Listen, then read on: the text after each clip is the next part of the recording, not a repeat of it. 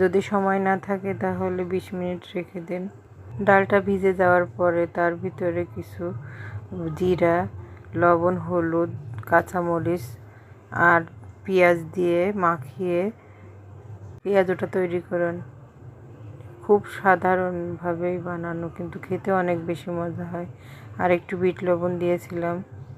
কোনো রকম ডাল বাটা ছাড়া এটা কিন্তু অনেক সহজ পদ্ধতিতে বানানো যায়। আমার হাতের পেঁয়াজুটা সবাই কম বেশি পছন্দ করে। এভাবে বানালে আসলেই অনেক মজা হয়। একবার হলেও আপনারা এমনভাবে বানিয়ে দেখবেন, খুব বেশি মজা হয়। আমি এখানে 2 রকম করে পেঁয়াজু বানাইছিলাম।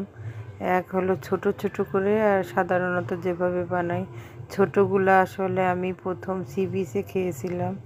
সি বিচে এই ছোটো ছোটো পেঁয়াজুগুলো এত বেশি মজা হয়।